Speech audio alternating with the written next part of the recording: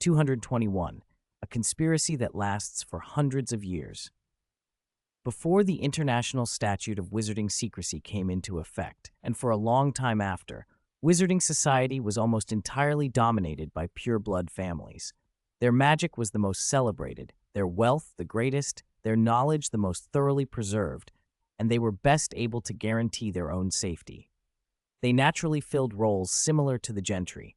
Scattered witches and wizards sought their protection, and small clusters of people gradually formed wizarding communities. As those communities grew, so did the power and wealth concentrated in the hands of the pure-blood families who managed them. That is why such vast assets could be passed down through the generations. In the 17th century, these families even formed the Wizarding Council to coordinate society as a whole. The famous families we know today, Black, Gaunt, Malfoy, Lestrange, largely came about this way. So the pure-blood families and the goblins formed some kind of alliance back then, and the goal was to shrink wizarding society into hiding so they could take complete control? Avada asked, frowning. I'm not finished, Professor Baker said with a smile. This is a historical interpretation focused on the Goblin rebellions, he continued. You should also hear what happened to wizarding society after the Statute of Secrecy became law. Once wizards went into hiding and the Goblin uprisings ended, life for most of us became much calmer.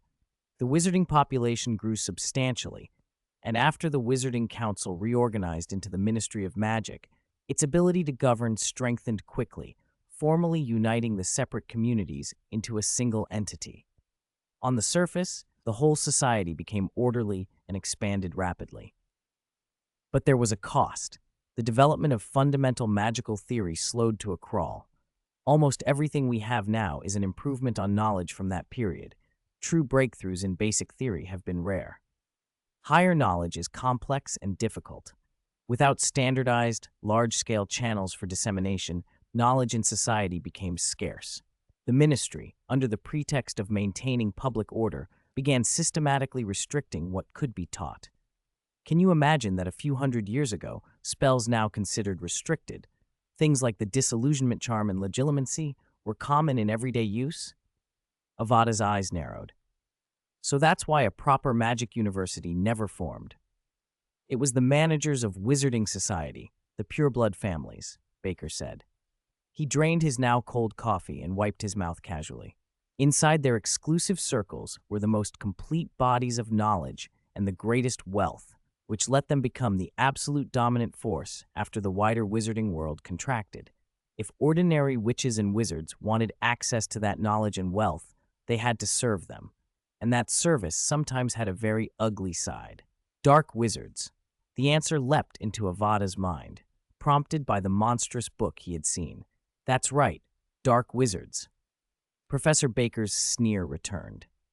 For centuries, nearly all dark wizards were connected to pure-blood families. That's where most of the dark arts were taught. Those dark wizards with access to complete knowledge and virtually unlimited financial backing were the primary drivers of magical development over those centuries. You've seen that book. You know what I mean by free research, don't you? This widened the gap between the pure-blood circles and the rest of wizarding society. Their control and suppression grew firmer and firmer. Theoretically, with time, their dominance would become unassailable, and in fact it nearly did. Lord Voldemort's rise a decade or so ago was a landmark event. Can you imagine what this place would be like now if Dumbledore hadn't held him back? But Dumbledore's genius was a fluke, while Voldemort's emergence was the result of centuries of accumulated power within the pure-blood system, a process that could be repeated.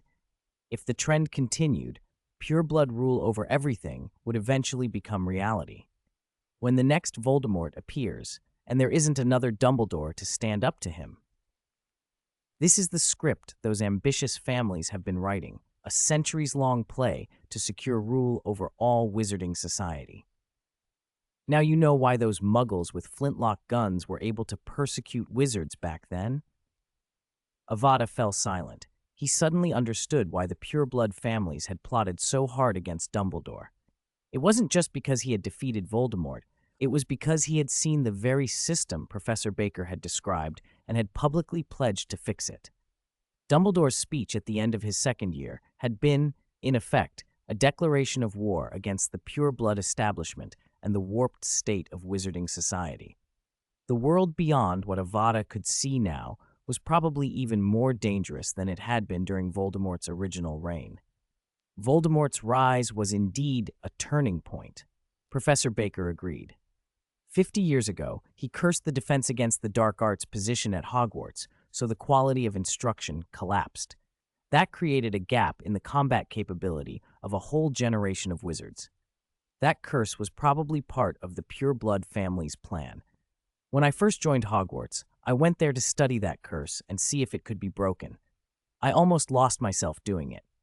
So you actually had a backup plan at that time? Avada asked. Yes. Baker's expression hardened. Before I left, I told the other professors where I had made the Horcrux, the room in the Room of Requirement. If anything happened to me, they would know where to go to rescue me, but that doesn't lessen how much I owe you and the Baron. Avada's look had been slightly resentful, and Baker quickly changed the subject with a throat clear. Our first principal, Norby Ridge, saw all of these problems and conceived the idea of changing the system. He used his strength and social skill to organize forces, rallied the remnants of the reformist faction, and, even though he was Muggle-born, broke through the barriers to become Minister for Magic. But he couldn't beat the pure-blood families. He was poisoned and ambushed in office, forced to resign, and died not long after. That was not the end. His voice grew solemn. In places the purebloods could not reach, he left behind his most precious legacy, which is here, a true magical university. This place will be the beginning of change for the entire wizarding world. 2 and 22, Grindelwald? Conservative, the beginning of change. Avada echoed Professor Baker's words softly. Exactly. Professor Baker smiled. The biggest problem in the magical community today is the pureblood family's excessive monopoly on knowledge and resources. It has sapped the whole society's vitality. At Norberic University, we've spent over 30 years trying to change that. We collect knowledge, organize it, and systematically teach it to young people who are willing to learn so that more people can improve themselves and realize their dreams, so more minds can create value for society. At the same time, we offer a genuinely new path, a path of free study and research without having to fall into darkness. Today we have dozens of professors, and in these 30-plus years, we've sent hundreds of well-educated wizards out into the world. We also use knowledge to create more convenient and advanced magic and alchemical innovations, gradually injecting vitality back into society. Most of the recent advances you've heard of, Wolfsbane Potion, the Firebolt, and so on, had our people involved in their research and development. Beyond that, we secretly fight the pureblood families. Our main tactic is to hunt down the dark wizards they command, seize their research, and put those findings to good use. During the First Wizarding War, triggered by Lord Voldemort, although we didn't take the forefront in the battle against him, we took advantage of the moment when many dark wizards were exposed and arrested. In one sweep, we captured a large number of top-tier dark wizards and their resources. Most of the material in the book I gave you was compiled then. A very good admissions brochure. When Professor Baker paused and looked at him expectantly, Avada clapped awkwardly. But I have a few questions. You should know, what I just told you wasn't an admissions brochure. But go ahead. First question. Avada leaned forward. What is your relationship with Dumbledore? He's an important force against the pureblood families, and he has advanced methods and resources that can't be ignored. Logically, you'd think we'd recruit such an ally. But not only did we not recruit him, we secretly brought his old rival, Gellert Grindelwald, into our circle. Why is that?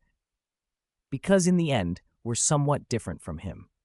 Professor Baker answered plainly. Dumbledore is too conservative. From start to finish, he wants to maintain the status quo. He doesn't truly want to change things. Whenever he faces an enemy, whether Grindelwald, Voldemort, or the pureblood families, they are the ones who first shatter the rules, and only then does Dumbledore stand up to oppose them.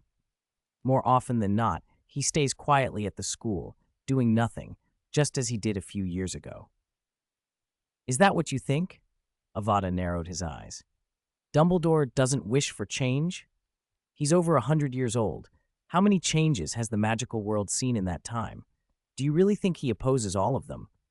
He simply doesn't want society to slide into something worse, or for overly radical measures to endanger too many people. His declaration against the pureblood families now shows he is willing to help the society progress steadily.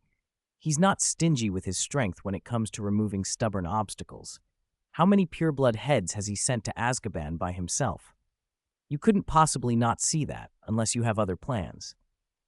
Avada's voice slowed as he stared into Professor Baker's eyes. My second question. What exactly is your relationship with Gellert Grindelwald? An expected question. Professor Baker clapped lightly. I can almost picture the story in your head now. The former overlord, unwilling to accept defeat, secretly reconnects with his old followers, rebuilds an underground force, and prepares for a comeback to implement his ideals. That's what you imagined, isn't it? It's not strange you'd think that. After all, our ideals overlap with Grindelwald's, and we did accept his help. You might not believe this, but when Norberich laid out his blueprint to Grindelwald back then, do you know how Grindelwald responded? How did he respond? He admitted to our principal that his own ideals were still too conservative. Avada nearly jumped to his feet. Professor Baker chuckled. Pfft, ahem. Actually, our ultimate goal, like Grindelwald's, is to make wizards great again. Eliminating the pure-blood stranglehold is only a crucial step in revitalizing the magical world. After we've achieved that, we'll also address the International Statute of Wizarding Secrecy. That's the real reason we must remain hidden in the shadows. No one would believe a gathering of top elites was solely there to open a university and diligently teach. The pureblood families, the Dark Wizards, the Ministry of Magic, the Wizengamot, and Dumbledore too. Avada's throat went dry. So, he said, this is your true objective? To reclaim the world from muggles by concentrating wizarding power after revitalizing our society? Grindelwald was even more conservative than you said he was, so do you intend to? He was already half poised to run for Dumbledore's office if Professor Baker finished the sentence in the wrong way. Professor Baker smiled and waved him down. Conquer? No, no, no. We don't intend to conquer anything. We simply want wizards to reclaim what is rightfully theirs. What do you mean by rightfully theirs? Avada was leaning so far forward he had both hands on the edge of the table. Living space, resources, relationships, freedom, opportunities, everything a normal person should have. Professor Baker looked straight at him. Things wizards don't have. Other than magic, what separates wizards from muggles? We're the same species, with the same needs, the same languages and cultures, living on the same land. Why? Simply because of magical ability must we give up happiness, abandon so much of the world, and hide in a corner barely surviving? Stop. I know what you want to say. He held up a hand to cut Avada off. You must admit this is a legitimate demand. The dispute is only about the method. Muggles won't stand by and let a group of inscrutable, uncontrollable people integrate and take their resources. Conflict between us and Muggles is inevitable in the process of reaching this goal, and we must find a way to win. That's where we differ from Grindelwald. Grindelwald's method was to provoke a world war and weaken Muggle power. Our method is... Professor Baker paused, then offered that same enigmatic smile.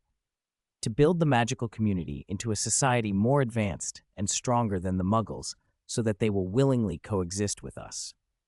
That's wishful thinking on your part. Avada hesitated, then looked up again. There are hundreds of thousands of wizards in the world now. How can you expect everyone to share your values? Isn't it obvious, from how many followers Grindelwald gathered with a single call, that a great number of wizards still think about ruling Muggles? And besides, he added, you say you want the magical community to become more advanced and more powerful than the Muggle world so that Muggles will willingly live alongside us. That means not oppressing or ruling Muggles would depend entirely on the conscience of individual wizards. There's nothing in place to effectively restrain those who don't have a conscience. You must know how unreliable that kind of coexistence is. Avada could tell Professor Baker meant every word. The questions were sincere. That didn't mean he trusted the new organization outright. He would want to meet other senior members before forming a judgment. But deep down, he hoped Baker was telling the truth, that the group genuinely aimed to improve society, spread knowledge, and root out dark wizards. A university for magic, one that would speed up progress and let knowledge be used properly, was exactly what the community needed. The current magical world was developing too slowly, too inefficiently. Of course I understand what you're saying, Avada said. Most professors do. Professor Baker smiled, unruffled. Let me correct you on one point. Not oppressing muggles doesn't rely on conscience alone. It relies on laws and Auror's wands. In our blueprint, the magical community will not only surpass muggles in technology and strength, but will also reform thought and social customs, will clear the ground for the survival of dark wizards in advance, drive out discrimination and bloodline theories from people's minds, and make comprehensive preparations for integration. That'll take decades. Combined with laws, supervision, and preemptive control of dangerous magic and artifacts, we can at least ensure the magical community's posture toward muggles is generally friendly. And if you want to bring up damage caused by individual extremists, well, even muggles haven't solved that problem, so how could we do any better? All we can do is make sure any wizard who tries to actively harm muggles pays the price. And don't underestimate muggles. Their strength shouldn't be ignored. Talking about what happens after wizards and muggles coexist is premature. At the earliest, that's decades, maybe a century away. He watched, pleased, as Avada's expression softened. So for now, the most detailed discussions about ultimate outcomes are impractical fantasies. At this stage, and for a long time to come, our goals and methods are logical and ethical, aren't they? Avada nodded. Professor Baker was a senior member and had been frank with him. For now, he'd choose to believe Baker's portrayal. If there were hidden truths, Avada would have plenty of opportunities later to verify and oversee them. Then, Mr. Ken, Baker leaned forward, placing both hands on the table. I need to add something. What I told you earlier wasn't recruiting students, it was hiring staff. You're offering a professorship? Avada said. Baker stood, pulled a chair out, and handed him a piece of parchment with a smile. Yes. Avada took it with little hesitation. It was an employment offer sealed with a magic contract. He could see no reason to refuse. This university embodied the work he'd wanted to pursue. Challenging pure-blood families, improving magical society, advancing magic, and even moving toward abolishing the International Statute of Secrecy to integrate wizards and muggles. The large black book had already impressed him. They were organized and thorough. If everything Baker said was true, Norberich University was precisely the platform he'd hoped for. And if there were unsavory secrets beneath the surface, could a magic contract truly bind him? It would only take a little effort to remove the contract's imprint later. For now, though, the contract itself was clean. No hidden clauses, clear obligations and responsibilities, and a generous baseline salary indexed to the times. That reassured him. After reading every line carefully, Avada drew his wand and signed his true name on the parchment. The magic imprint was transferred by the vanishing cabinet's conduit. It wouldn't be hard for him to remove, and might take a few days, but for those who couldn't perceive mental power, breaking free would be nearly impossible. Excellent. Baker beamed, taking one of the two copies and leaving the other with Avada. Then welcome to Norberich University, Professor Crew Impuri. It's late for today, he continued. Tomorrow you can meet the principal, choose which courses you want to teach, or take on other duties. You were lucky to meet me. Ordinary professors don't actually have the authority to recruit new faculty. We have empty guest rooms. You can move in tonight, and we'll assign you an office tomorrow. Also, his smile faded. You were investigating the werewolves, weren't you? As a professor, you're qualified to know more about that, but we'll handle it tomorrow. Find Professor Damocles Belby after you complete the formalities, Baker added. He's our expert on werewolves and is leading the inquiry into the recent incidents. He'll be glad for help. I understand, Professor. Thank you. Avada's voice was flat. A strange, persistent feeling tugged at him. On one hand, he was still a fourth-year student at Hogwarts, about to take part in world-class magical experiments. On the other, he had just become a professor at Britain's only magic university. If Norberich University ever revealed itself publicly, His professorship would make him one of the most prestigious figures in Britain. What would that mean for his main body? His other self already had honors and achievements, and future accomplishments would surely match this new identity. If the magical community could truly be steered away from threats and back onto a healthy path, maybe he wouldn't need to live with two bodies forever. Which would he give up? 224. Redstone players and command players. As Crew Empori lay down on the guest room bed, Avada, far away at Hogwarts, finally removed the control device from his head and rubbed his temples. He felt drained. It was long past curfew, and he was tucked into his own bed with his roommates already snoring. Pure-blood families, they were a terrifying behemoth. Were the things shown in the original story only the tip of their power? They could spend centuries planning in secret, quietly bringing the magical world under their control. Even someone as devastating as Lord Voldemort had been, from their perspective, a product that could be reproduced. He wondered if the method in the original story, dragging every conflict into the open and finishing things with a spectacular wizarding war, might actually have been the most thorough way to uproot the pure-blood aristocracy. After the Second Wizarding War, Muggleborns like Hermione Granger could even become Minister for Magic. That suggested the purebloods had been badly crippled by such a war. In the world he'd created, though, with Voldemort captured, there was no spark to ignite that kind of open conflict.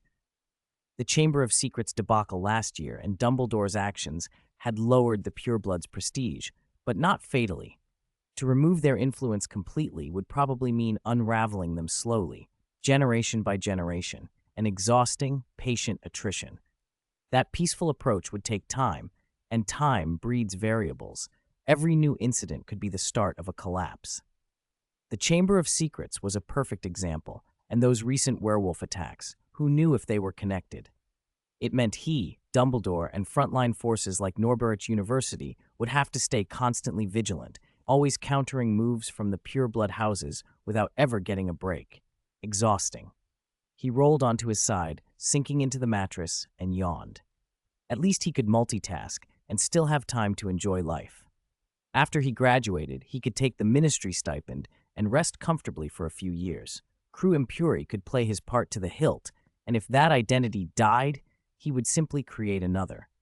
The threats from the Muggle world didn't worry him.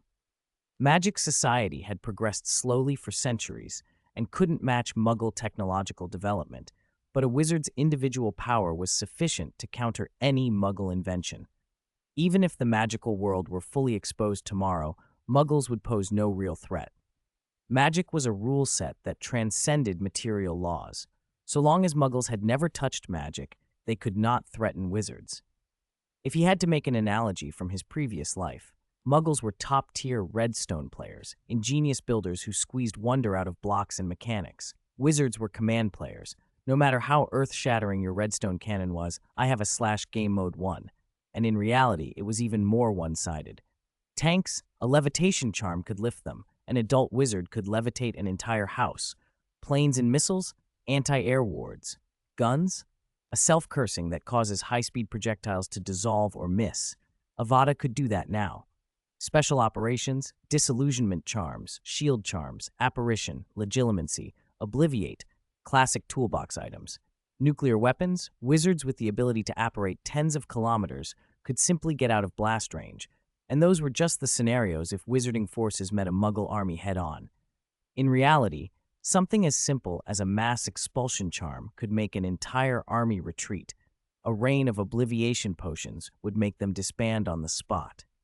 He couldn't imagine how dominant magic society would become if Norberich University really succeeded in breaking the conservative shackles, letting magical research accelerate, raising the average caliber of wizards, and then triggering population growth. Such a society would utterly overshadow Muggles. That was why he had to put aside his disagreements with Professor Baker for now. This sort of unchecked acceleration would, over time, create its own dangers. Even if peaceful coexistence were maintained for a while, Muggle fear and wizarding contempt would ferment, probably ending in conflicts he couldn't see a way to resolve unless Muggles themselves learned magic. Fortunately, as Baker kept saying, that was still far off. Top priority remained dealing with the pure-blood families. After the effects of the wit sharpening and invigoration potions finally wore off, Avada's sleep was far better than in previous years. He felt visibly more refreshed. He'd weighed several pounds less at this time last year than he did now. After a comfortable rest, he put the control device back on and set both lives in motion. Avada's self at Hogwarts had normal school duties and also needed to prepare for an experiment 2 weeks away. He already knew the Voldemort relic Dumbledore had found was the Horcrux cave. He'd even planted that memory in Peter. He had a plan for how to point out the locket. On the other side of the connection, Crew Impuri opened his eyes and dressed with meticulous care, smoothing every crease and aligning every hair.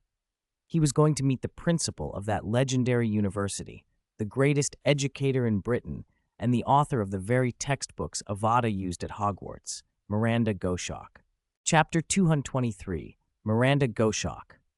Miranda Goshawk, born in 1921, arrived at Hogwarts in 1932. She found the textbooks of her day to be obscure and needlessly complicated, full of abstruse explanations that made learning magic harder than it needed to be. Her sisters didn't help. On purpose, they taught her incorrect spells when she practiced, which made her student days especially trying. Things only improved for her after she invented the bat bogey hex. After graduating, Miranda realized the kind of clear, practical instruction she had needed simply didn't exist. She made a living writing school textbooks, determined to create works that were both theoretically sound and easy for beginners to understand. Her first book, The Book of Spells, was a huge success. Translated into 72 languages, it became a standard text in magical schools worldwide. She later compiled the Standard Book of Spells series, which became Hogwarts' designated textbooks. Her contributions to magical education even earned her a place on chocolate frog cards.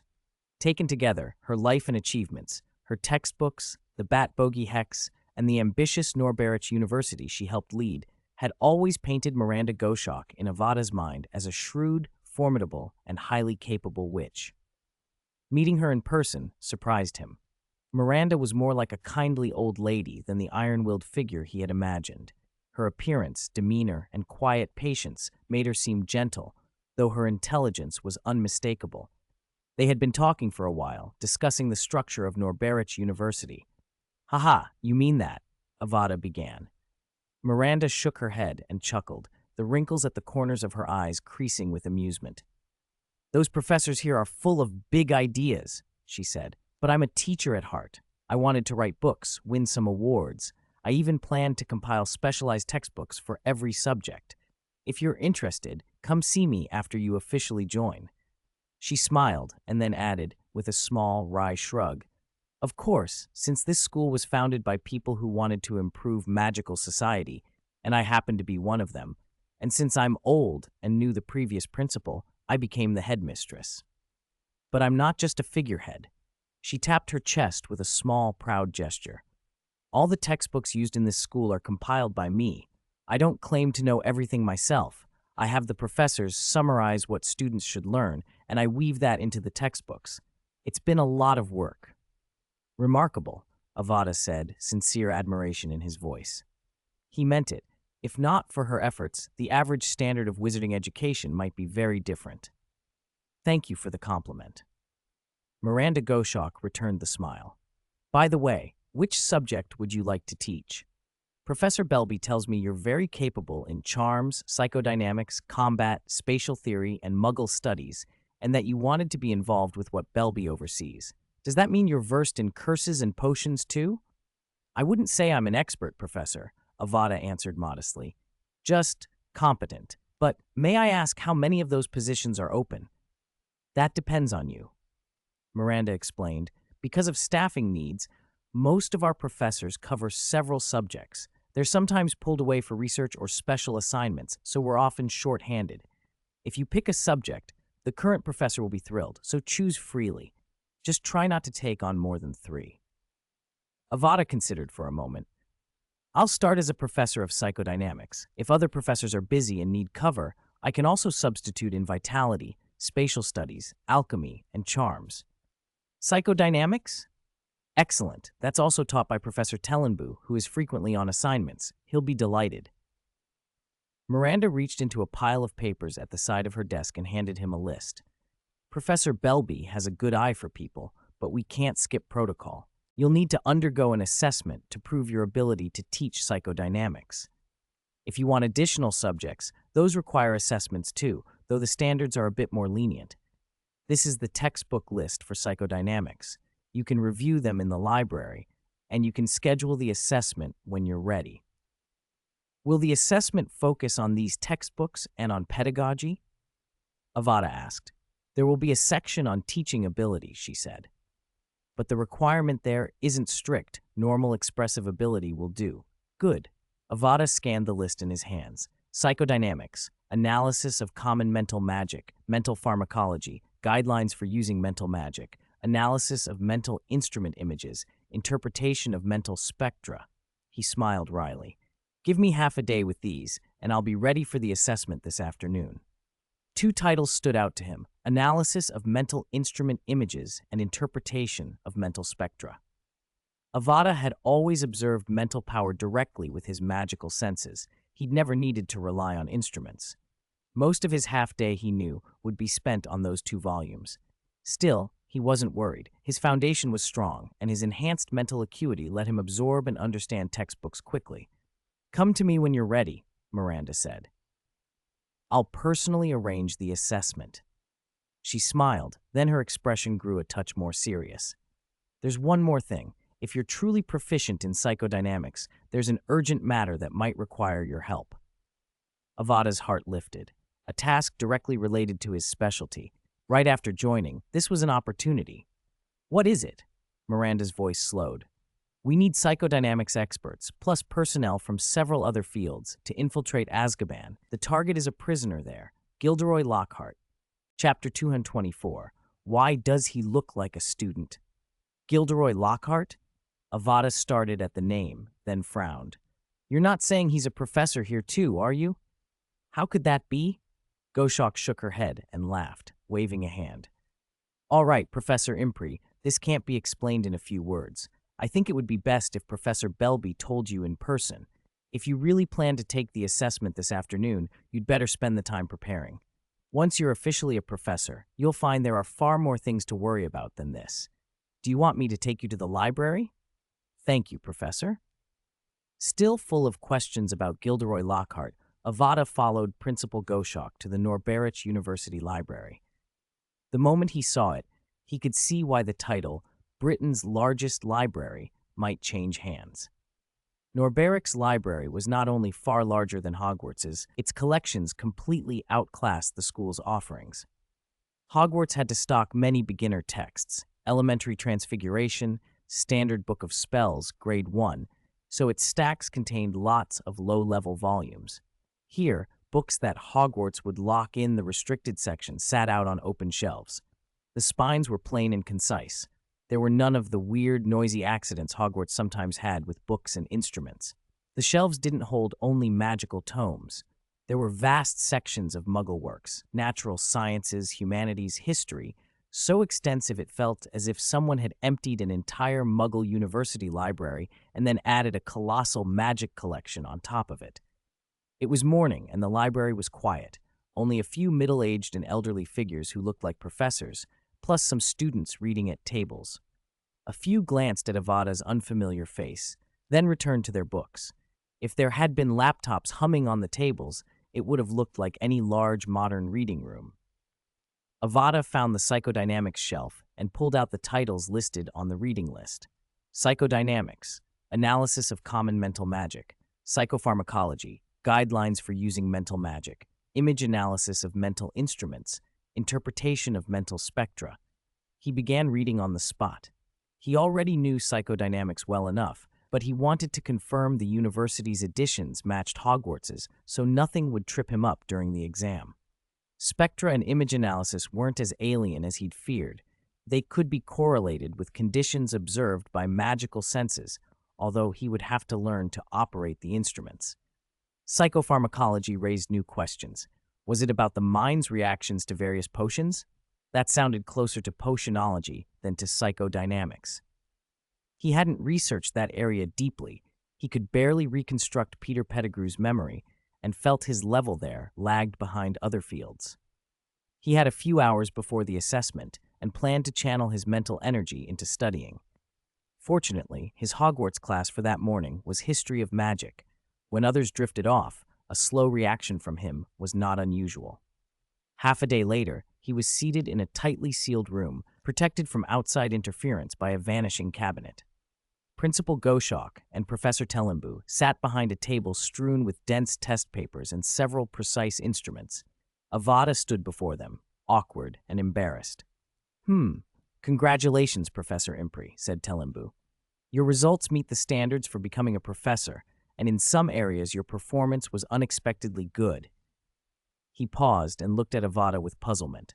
Forgive my bluntness, Professor Impri, have you only studied the theory and magical aspects of psychodynamics and never conducted hands-on experiments? Your theoretical knowledge and magic are excellent, but when you operate these instruments, you behave like a student who's just started. Avada forced a smile. But from the thesis you submitted, I can see you're a researcher with great spirit and extensive experience. Many of the small details you mentioned seem like the sort only someone who'd spent years in a lab would know. Could it be you've used different kinds of instruments before? Yes.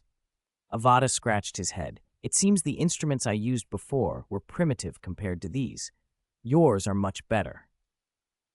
Which kind were you used to? Tellembu asked. It might help to let our students see different instruments. That could broaden minds, especially for those studying alchemy. I don't know the exact names, Avada admitted, then described them as best he could. In addition to psychodynamics, Avada's alchemy was solid. The few hours he'd spent earlier trying to familiarize himself with instrument structures had inspired him. He could piece together how similar effects might be achieved with very different operations. As for where those devices had come from or who invented them, he was a wild wizard from Australia. He didn't have answers to every academic question.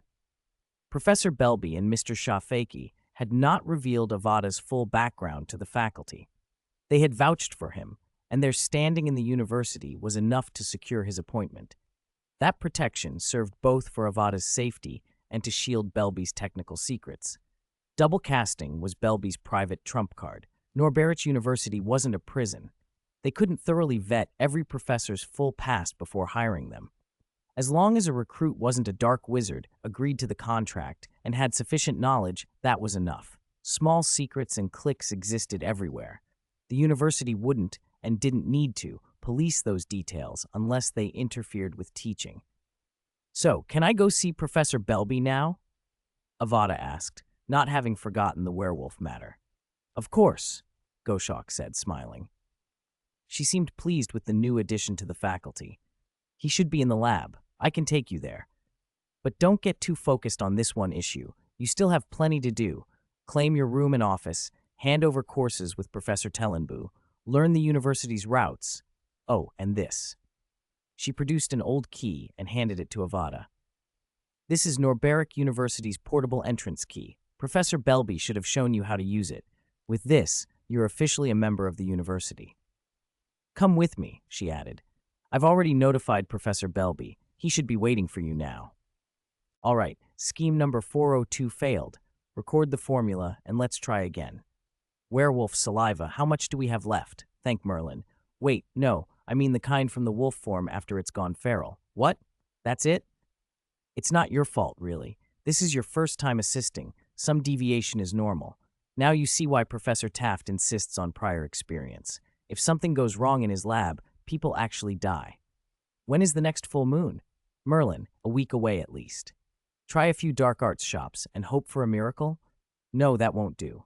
In our current position, if we show up asking for that, half the dark wizards in town will be watching us.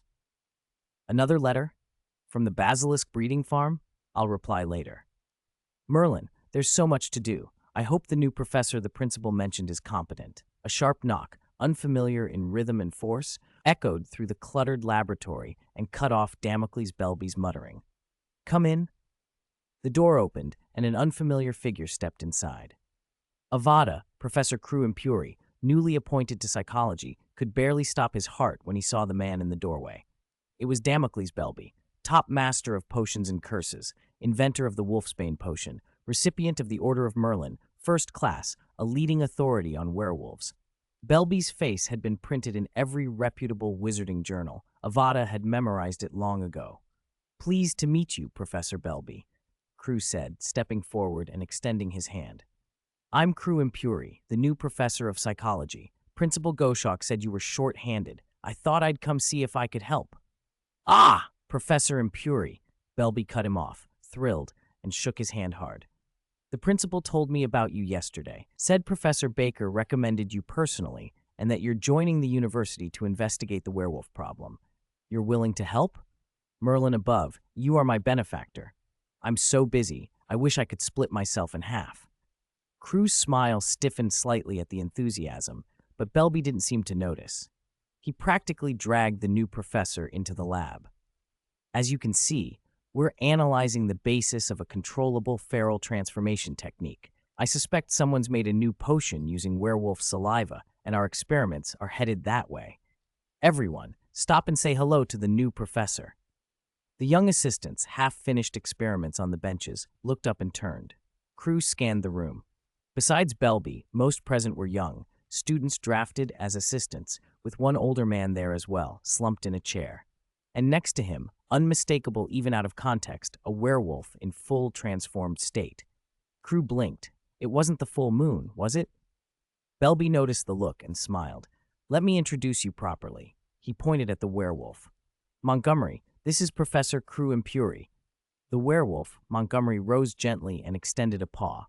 "Hello, Professor Impuri. I'm Montgomery, a second-year student at Norberich, and Professor Belby's assistant." Belby watched as Crew took the paw cautiously. "He was turned by Greyback when he was young, then sent to me for treatment." Belby explained. "My research made major breakthroughs. He can now keep his sanity and memory without treatment, and he's no longer contagious." "That's incredible," Crew said. The significance was immediate. Curing the werewolf curse? Far more valuable than the wolfsbane alone. Belby's expression sobered. "There's a catch. An unknown error occurred during the treatment. He can only stay human briefly during the full moon, otherwise he remains in werewolf form." Crew fell quiet. "So he's both my student and my primary research subject. If we can identify what went wrong in that treatment and fix it, it means the werewolf curse can finally be cured." Belby then pointed to the older man who had been dozing in his chair. "This gentleman's situation is special, and it ties into your next task. I heard from the principal that you're interested in the plan to infiltrate Azkaban to find Gilderoy Lockhart." "For now, yes," Crew answered. "Good." Belby straightened and leaned in. "This man is from Armenia. He's one of Lockhart's victims. Most of his memories were erased. He doesn't even know his own name. But among the memories Lockhart erased were details we desperately need. The solution for curing the werewolf curse." "You mean the human form charm?" Crew asked, recalling the scandalous passage in Lockhart's books. "Exactly, the human form charm Lockhart boasted about. According to the Wizengamot's records and Dumbledore's findings, Lockhart would earn his victims' trust, coax their experiences out of them, then obliterate those memories with the memory charm, replacing the original owner of those deeds with himself and publishing them as his own. That means this gentleman once possessed the magic to forcibly restore feral werewolves to human form." Belby's tone darkened. "The research value is enormous, but Lockhart erased it. We searched where Lockhart lived and found no colleagues or students with the answers. Our only target is Lockhart himself." He let out a long, irritated sigh. "We plan to infiltrate Azkaban, extract all of Lockhart's memories, pull out every fragment related to this spell, and give ourselves as many clues as possible to reconstruct it. If we can, we also want his wand. Perhaps Priori Incantatem might let us trace the spell's origins. He didn't use magic that often, so every trace could be crucial." 228, Powerful Norwich University. "Keep their wand?" Avada asked, puzzled. "Will the prisoner's wand also be kept in Azkaban?" "In most cases, yes," Belby replied. "The wand is held until the prisoner is released, so it can be returned. Only prisoners serving life sentences have their wands sealed in the ministry. If that were the case with Lockhart, it would be a lot more troublesome, but Lockhart's sentence is 20 years, so his wand should be kept in Azkaban." We've been searching the sea area where Azkaban is hidden since last year to make that possible. I have to admit, they hid it very thoroughly. It wasn't until Sirius Black's escape a few months ago, his disappearance triggered a non-standard magical reaction, that we were finally able to pinpoint its location. Avada didn't expect Sirius's escape to play into things like that. So you can not only bypass Azkaban's protections, but also avoid or neutralize the Dementors and the Aurors guarding it? He asked, curiosity sharpening. That's all Professor Taft's doing, Belby said with obvious respect. He once served as Minister for Magic. He was forced to resign over a dangerous plan, and later, persuaded by his successor, the old principal, he came here in secret. That plan that cost him his post was directly related to Dementors. Is it the plan to breed Dementors and expand their use? Avada said, remembering the minister from History of Magic, astonished at how his mind worked. Yes, Belby agreed, which is why Taft's knowledge of Dementors far surpasses most. He actually put aspects of that plan into practice, and during that period conducted extensive research into Dementors. He gathered a great deal of information no one else had, and because of his position, he also had an understanding of Azkaban's layout. We designed our approach almost entirely based on his reports, which included many little-known methods for dealing with Dementors. For example, Dementors are fairly insensitive to simple, dull minds. Such minds produce so little happiness that they don't draw a Dementor's attention. It's easy to test. Dementors show almost no aggression toward animals. So we simply refine some emotion-suppressing potions beforehand and take them along to minimize Dementor attacks. And those Aurors who live alongside Dementors year-round, trust me, they're easier to handle than you might think. Avada was intrigued. He hadn't expected them to have uncovered Dementors' vulnerabilities. Simple, dull minds. Would that include animagi? He asked after a moment's thought. He couldn't resist making the suggestion. Animagi suppress their human emotions to some degree in animal form. Belby blinked, then his face brightened. That's a very good idea, Professor Impri. Becoming an animagus does blunt a wizard's emotions. There are records of wizards remaining in animal form for years, which most people couldn't endure. Perhaps that state could genuinely deceive Dementors. Your suggestion is very valuable. Glad to help, Avada said, smiling politely. Sadly, we don't have the means to verify it now, or we would add that as another safeguard. I've studied animagus transformation myself, mainly as a transfiguration and cursework approach to the werewolf problem. Speaking of which, I wonder how rabid werewolves and Dementors would interact. Belby's attention returned to the present, and he realized he'd left someone unaddressed. He quickly apologized. Oh, sorry, I got distracted. Professor Impri, that covers the plan to infiltrate Azkaban. Is there anything else you'd like to know? The potions, Avada said, nodding toward a nearby shelf where several freshly brewed vials sat. Belby's expression darkened. If you've joined to investigate the recent werewolf attacks, you'll know those werewolves are using an instant, rabid transformation technique combined with a modified wolfsbane potion I personally developed to terrify victims and force obedience. Damn it. I should have foreseen such a vicious application. He took a breath and continued, steadier now. You might not know this. Most werewolf infections, especially in children, weren't caused by normal rabid werewolves. At that time, werewolves had no reason to deliberately infect others. They simply sought to kill and destroy. Before Fenrir Greyback, the species was nearly extinct. Greyback introduced an extremely cruel method. He would collect and preserve saliva from his werewolf form on the night of the full moon, then use it once he'd sobered up. That allowed infections to occur outside the constraints of the full moon and the loss of reason, which led to an explosive rise in the number of werewolves in Britain. That is what pushed me to devote my life to studying them. After analyzing the blood of victims, I discovered their so-called controllable rabid transformation method likely involves adding several potions to werewolf saliva. These potions don't hinder the infection, but they add functions that can be triggered by external commands. I'm trying to decode that technique and find a way to block or cure it. Have you worked out how the remote trigger operates? Avada asked. Unfortunately, no, Belby said, shaking his head. That's the hardest part. Unless we can decipher the potion's formula, we have no way of knowing. Can you take me to see the victims you're studying? Avada asked. Tune 29, the mysterious mastermind behind the scenes. You want to participate in my research? Avada asked. Belby blinked, then recovered. I'd welcome an expert like you, but I thought you specialized more in psychology.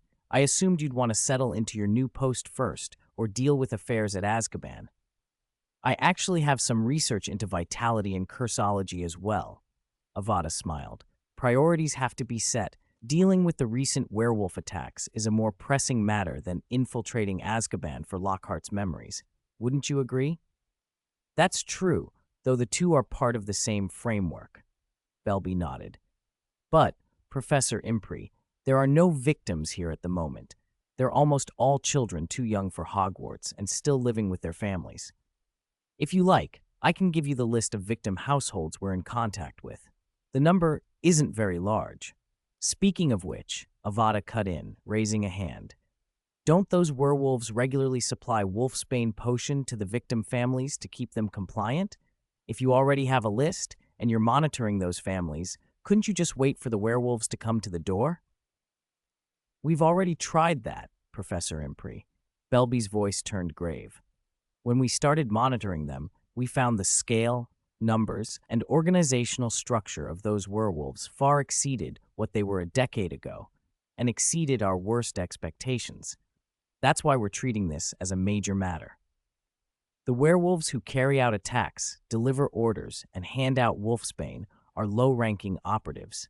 They don't know the identities or locations of the higher-ups.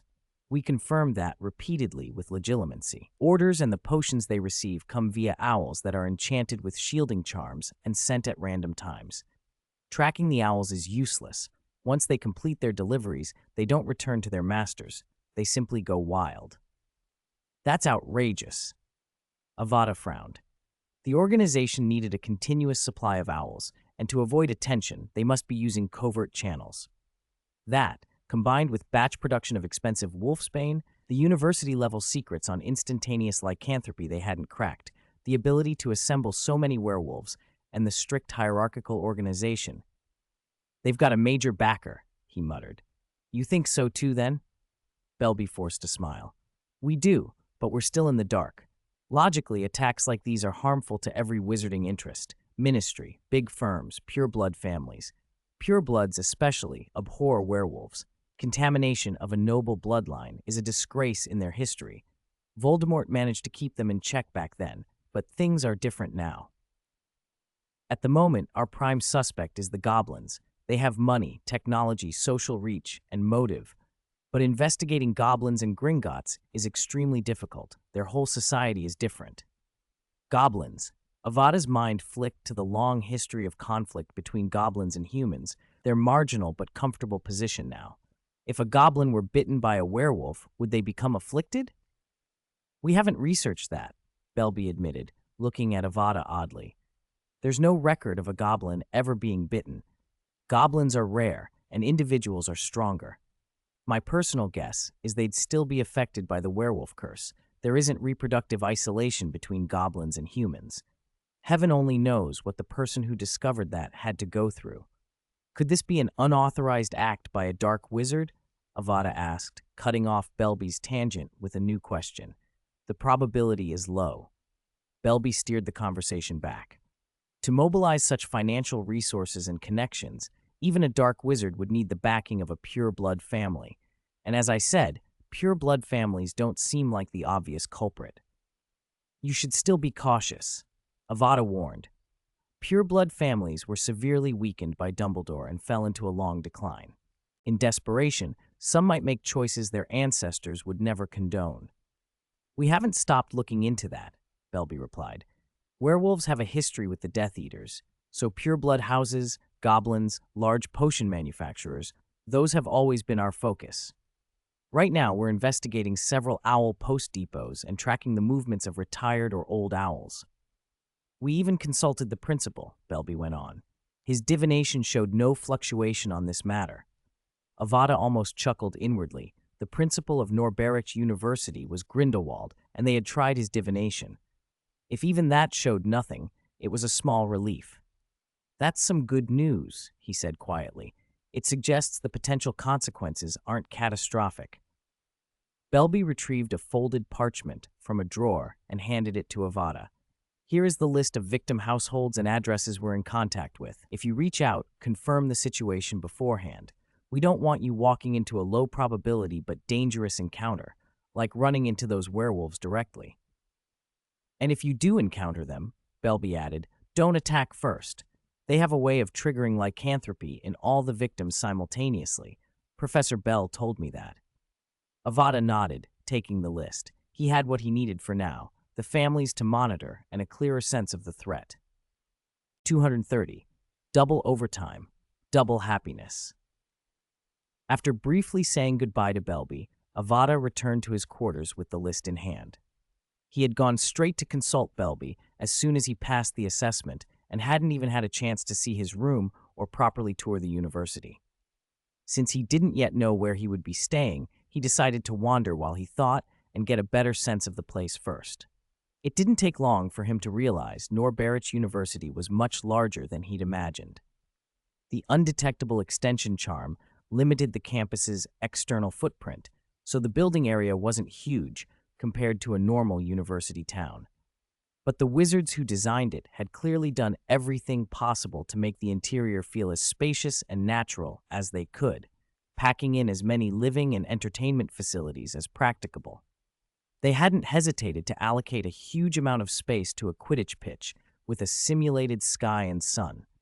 That single feature took up roughly a quarter of the whole interior, and many rooms looked out directly onto the pitch, which made living quarters feel far more comfortable. The simulated sky and sun had to be installed hundreds of meters overhead, which meant a massive volume of interior space. Naturally, that valuable vertical space couldn't be devoted to the pitch alone. There were also 2 open-air areas, a herb greenhouse and a magical creature breeding ground. Avada even spotted a toad incubating eggs in the breeding area. The enclosed sections were divided into 2 main zones, academic and residential. The academic zone included the grand hall he'd seen on arrival, the library, classrooms, professors' offices, and large laboratories and research facilities. The living zone consisted mainly of a dining hall, a large common room, and a modest number of student dormitories. Principal Goshawk had said Norberich usually only hosted 200 to 300 students, so there wasn't much need for extensive dorms. Besides, Norberich wasn't open to the public. Everyone involved was required to keep it secret. The confidentiality clause in Avada's contract made that plain. Until the principal, vice principals, a majority of the professors, and the board of governors all agreed in writing that the university could be disclosed, no non-contracted person could be informed of Norberich's existence. There were pages of detailed stipulations and exceptions. Because of that secrecy, the university's intake was small, mostly young people the professors had met, or those recommended by alumni. The plan was to open Norberich more broadly eventually, but when that happened, they would no longer have to hide inside an undetectable extension, so there had been no urge to expand the dormitories. House elves, much like at Hogwarts, took care of catering, cleaning, and daily maintenance. Avada had been told they came from members of the Board of Governors, though he hadn't seen any yet. Eventually, he found his room. His office and living room were connected, separated by a heavily warded wall that only he could open. The office was a proper workspace: desk, chairs, bookshelves, and a few small instruments for experiments. The one oddity was an extra pair of owl sculptures. Per the principal's instructions, he could preset a real-world postal address, place one of the statues there, and the 2 would form a passage akin to a vanishing cabinet so he could receive mail from outside. That answered why the school hadn't outlawed vanishing cabinets outright. Controlled entry and exit were permissible as long as nothing could be moved in to compromise the place. The living room, on the other side of the wall, was surprisingly bright. Its window looked out over the Quidditch pitch and the simulated sky, making it easy to forget he was really inside a cramped, undetectable extension. The suite had all the usual amenities. There was even a small kitchen, presumably so professors could cook for themselves when they wanted. Of course, those were useless to Avada in his wooden body, but he still had to take part in the everyday trappings of professor life. He'd been integrated into a community, and his disguise needed maintaining. After arranging his belongings and making the rooms feel less empty, he took out Belby's list and read through it again, planning his next moves. The list isn't long, only about 10 names, he muttered to himself. Ha, the interviewer's family is on it, and this one at the very bottom. Was that added recently because of my influence? Infiltrating Azkaban didn't seem urgent. It wasn't something only he could do when so many experts were here. The immediate priority was the werewolf situation. Tomorrow, he decided, I'll contact a victim's family for a home visit and start researching that sort of magic that can trigger a sudden rampage. He'd need instruments to measure vitality and mental state. I should ask Professor Belby for some equipment, or maybe my own lab already has what I need. Either way, I need a research protocol that looks reasonable to others. He checked his class schedule. 4 grades, 2 major classes per grade each week, plus a seminar and a Q&A session per grade. I'm responsible for half of them? Not bad, the workload isn't heavy. There was something else that required urgent attention. He had to miniaturize his control devices. In less than 2 weeks, he would be meeting with a group of top-level figures to begin Dumbledore's experiment, and he couldn't expect the crude, bulky apparatus he currently had to pass muster. Sigh. I'll have to work overtime on both fronts. 231. Research progresses by leaps and bounds. After carefully rearranging his schedule, Avada felt a wash of discouragement. He had far less time than he'd expected. He was on the hook for at least 4 major lectures a week, plus 2 demanding seminars and regular Q&A sessions. On top of that, if other professors were away on missions, he would be asked to cover their classes, in the current turbulent climate that had already become the norm. Fortunately, Norberich University didn't demand frequent homework from students and even discouraged it, or his workload would have exploded. Still, he had no idea how many meetings he'd be dragged into every day. Oh, right. 2 classes tomorrow, then a free day after that. I need to prepare for tomorrow's lectures first, he muttered, rubbing his temples. The schedule made his head ache. For a moment, he felt as carefree as a 4th year at Hogwarts, with 3 years to go until graduation, and wondered why he had to shoulder so much responsibility now. Then he remembered the 4th years here couldn't be idle either. The intensive experiments were only 2 weeks away.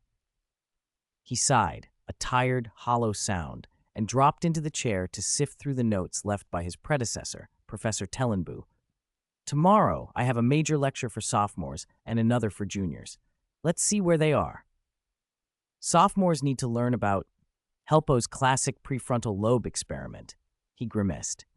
He hoped the students at least had a grounding in magical creatures. He did not want to be the one to fail them in a final exam so soon after taking office.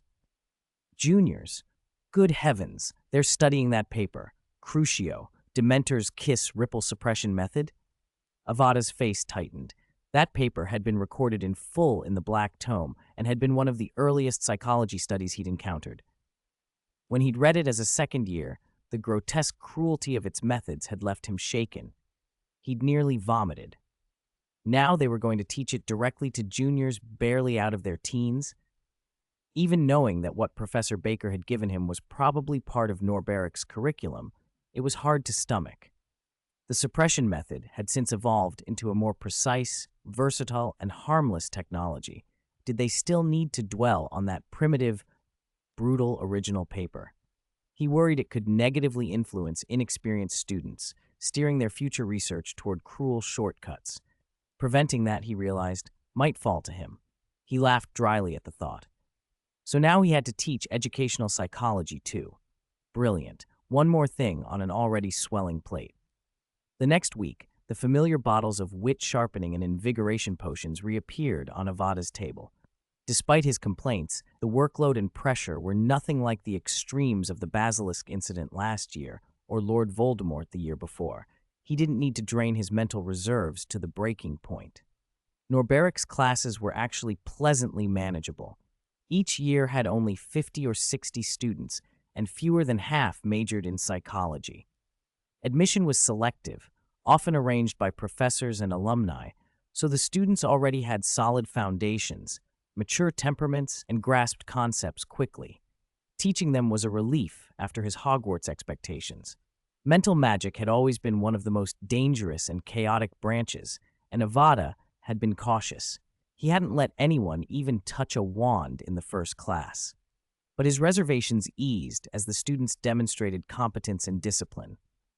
After the classes, he was finally able to follow through on a planned contact. He visited a family whose child had been infected and turned into a werewolf.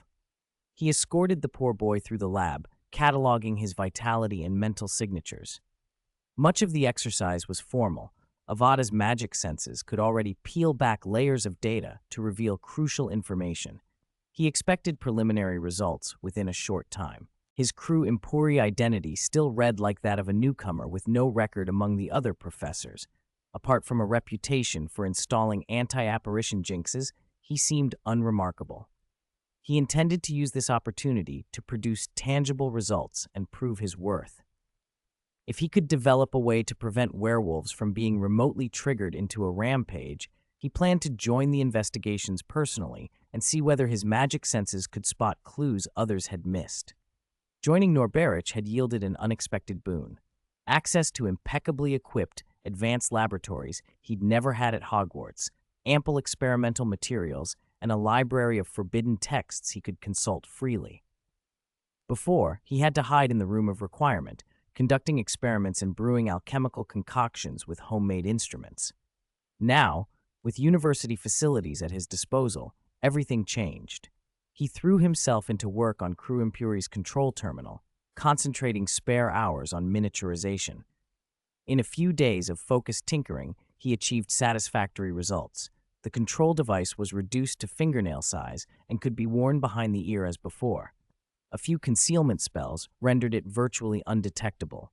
He could now face the top wizards without fearing discovery. A week later, Dumbledore's assessment came back with concrete results. He summoned everyone who might ultimately take part in the experiment to his office. In Dumbledore's marvelous office on the 8th floor of Hogwarts, a space that should have seemed spacious somehow felt slightly crowded. A handful of students stood in the warm, lamp-lit room, those who had persisted through repeated selections over the last week and been chosen for Dumbledore's unprecedented experiment. In other words, their names were already written into a peculiar sort of history. Aside from Avada, who expected to be chosen, there were 7 or 8 6th and 7th year students gathered, some of the brightest and most resolute in the school. Avada only recognized 3 of them. Percy Weasley of Gryffindor was one. It was hardly a surprise. Percy was the only student in the school who could reliably rack up 12 O's, and with his methodical, exacting nature and his Gryffindor spirit, his presence here was predictable.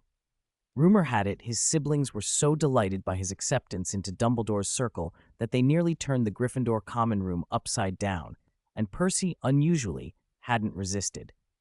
The others Avada knew were Rolf Scamander, a senior from his own house, and Penelope Clearwater, Ravenclaw's prefect, whom he'd met on the train thanks to Cedric.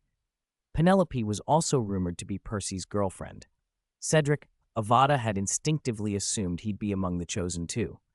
When Avada went to ask him about the results, he understood at once from Cedric's resentful expression that Cedric was still only in his 5th year this year, just outside the usual eligibility. Cedric chafed. He regretted not staying at school the previous Christmas, following Avada to get help from a diary, and missing the chance to be considered this year. Avada didn't have much to offer in consolation. All he could do was hope the Triwizard Tournament, if it happened next year, would run more smoothly and give Cedric his moment in the spotlight. Then Avada thought of the original tale. The tournament in Harry Potter's 4th year had been twisted into a plot by Death Eaters to bring Harry to Voldemort. But Voldemort had been utterly defeated.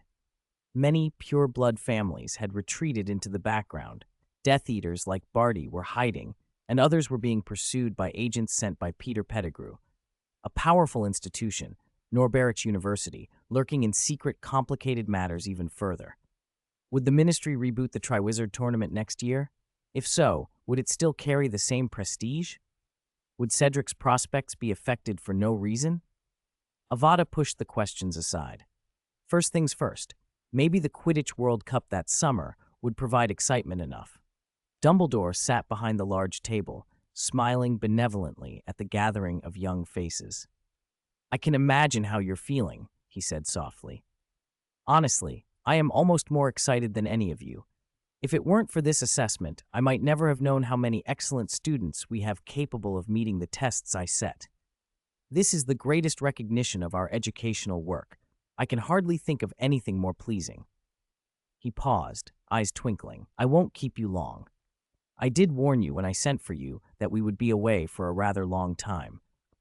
I've already spoken to the professors. Your classes and homework should not trouble you while you're gone, so please prepare your personal belongings and your wands. Everyone has those ready, I presume?"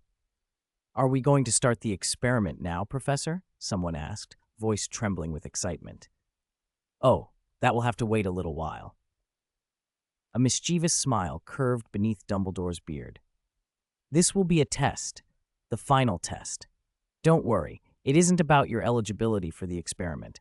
I will say, though, that how quickly you complete this test will determine the start time of our larger operation. If you're hoping to make a good impression on Nicholas, Newt, and Babajide, you might not want to be too leisurely." Avada understood what Dumbledore meant.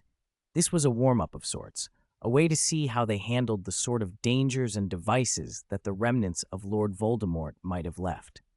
But Dumbledore wouldn't send students blindly into horrors. There had to be things the headmaster knew were safe enough, or at least manageable. Or perhaps there were elements even Dumbledore didn't fully understand. "Then what are we waiting for, Professor?" Rolf blurted. "Shall we depart at once?" "Of course." Dumbledore summoned a flame from thin air, and Fawkes the Phoenix emerged in a blaze of scarlet and gold. "Everyone, form a circle and hold hands. 2 of you take hold of my arms. This will be our only method of travel to that location for now. Make sure not to fall behind. If you do, you'll probably be writing to the school for a few days and waiting for assistance." He looked around, approving. "Ready? Fawkes, let's go." The firelight roared and swirled. Avada had ridden a phoenix before, but for most of the others, this was an entirely new experience. The brilliant blaze lasted only an instant before it dissolved, and a cold, damp, salty breeze rushed over them. They arrived in a dark, narrow sea cave. Avada's eyes narrowed. He could feel powerful, dangerous magic on one of the stone walls. Dumbledore's voice was quiet and clear. "This is the first location for your test. The ruins of a magic experiment are hidden behind that stone wall. Your task is to break through it as quickly as possible, permanently, and without harming yourselves." "Can't the professor use a phoenix?" someone asked, bewildered. Fawkes let out a disgruntled squawk. "Phoenixes get tired too," Dumbledore said, smiling. "Besides, in the months, perhaps years, to come, we will be passing through this place often." He produced several tents, as if from nowhere, and handed them out. "These will be your living quarters for the foreseeable future. Don't worry, the tents are arranged comfortably so you can rest well after a hard day. I've set up safety measures outside, and Fawkes will bring food regularly. Your only task is to work together to break that wall as quickly and safely as possible." He added, in a tone that hinted at secrets, "I've placed some items in the tents that might help you with your task. Good luck." Without waiting for any more questions, Dumbledore vanished with a soft whoosh, leaving the group standing in the cave, bewildered and suddenly alone with the echo of the sea and the daunting wall of enchanted stone before them. 233. First level. Hardly had Dumbledore reappeared in the headmaster's office, flames still dying at his feet, than there was a knock at the door. "Come in." He smoothed his robes and called, and the door opened to reveal Professor McGonagall, her face drawn with worry. "Have you sent them off, Albus?" She hesitated, glancing around the empty office before answering. "Of course." Dumbledore nodded casually. "But," McGonagall's brow furrowed for a long moment before she asked, voice tight, "aren't you worried they'll do something dangerous? Remember, that stone wall can only be opened by a wizard harming themselves, and the lake beyond is full of inferi." "That's precisely why I told them to make sure they open that door permanently without harming themselves," Dumbledore said, a soft chuckle in his tone. "Don't fret. They'll treat this assessment as the most important thing in their lives right now. They won't miss any requirements or take unnecessary risks. I want them to engage with that magic. It's the best way to ignite their potential, sharpen their minds, and help them absorb the things I've left behind. You do rack your brains over teaching, McGonagall said, half exasperated, half admiring. It's my job, she added, with a small, helpless shake of her head. And as for the Inferi, there's less to worry about than you'd think. By my estimate, they'll need about a week to break that enchantment completely. We just need to monitor their progress and give a gentle reminder if we see them getting close to succeeding. A week? McGonagall blinked. That fast? Those students? I can't promise I'd be that quick. Logically, that level of magic shouldn't be something students can handle easily. Even with notes and instruments left in the tent, it would normally take time to learn. You have to believe in the student's potential, Minerva, Dumbledore said with a sly smile, then smoothly changed the subject. Oh, by the way, Sirius and Pettigrew sent some very interesting news earlier. Inside the seaside cave, the 7 students looked at one another, all of them awkwardly unsure who should speak first. The shock of what had happened still hadn't fully sunk in. Ultimately, it was Percy, the head boy, who took charge. He cleared his throat, his expression businesslike. Our time is precious. The more progress we make in our research, the better impression the academic authorities will have of us. This isn't just about personal or house honor. It affects our future prospects. I'll be brief. We need to act quickly and not stand around. Professor Dumbledore has assured our safety and supplied our living conditions. We should cooperate fully, break that enchantment as efficiently and quickly as possible, and not let anything delay us. First, I suggest everyone return to their tents, look through what Dumbledore has left, then regroup here to discuss next steps. Any objections? No problem. Then I'm going to my tent. These were among the most capable students at Hogwarts. They would not waste time on arguments. With general agreement, they drifted to their tents in 2s and 3s. Even the 2 Slytherins did not resist. What Percy proposed was reasonable, and his authority carried weight. Besides, after the basilisk incident, the tension between Gryffindor and Slytherin had eased just a little.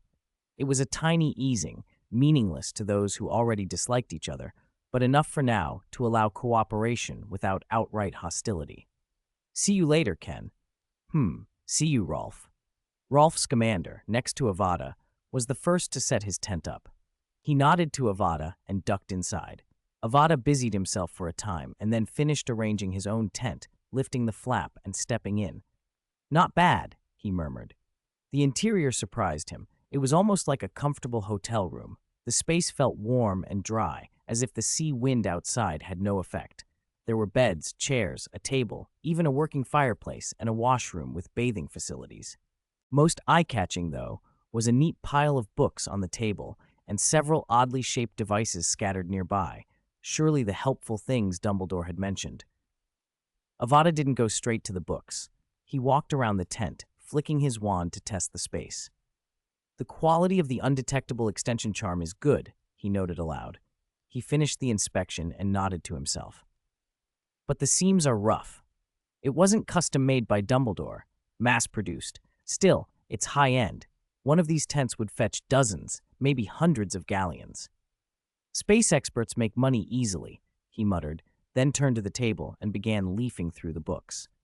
Advanced Rituals Explained, Alterations in Blood Magic Under Mental Influence, 20 Common Dark Arts Rituals, Pain Psychology.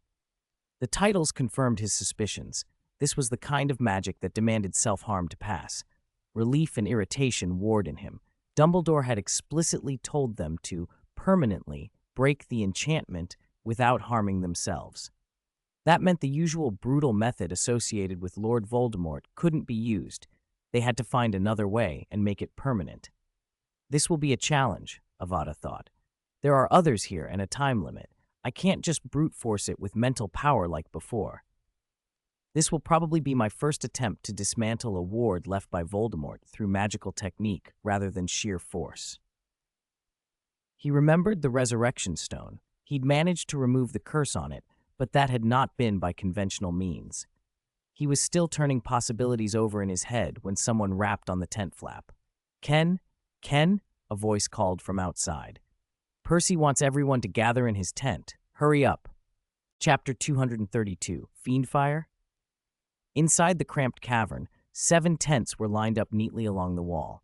A bonfire in the center threw light around and chased away the damp, their makeshift camp. Percy's tent sat nearest the stone wall, though still several meters away. The 7 students Dumbledore had chosen had already gathered, forming a circle around a table Percy had hauled into the middle of the room. "First, let's check," Percy said, pointing at the books on the table.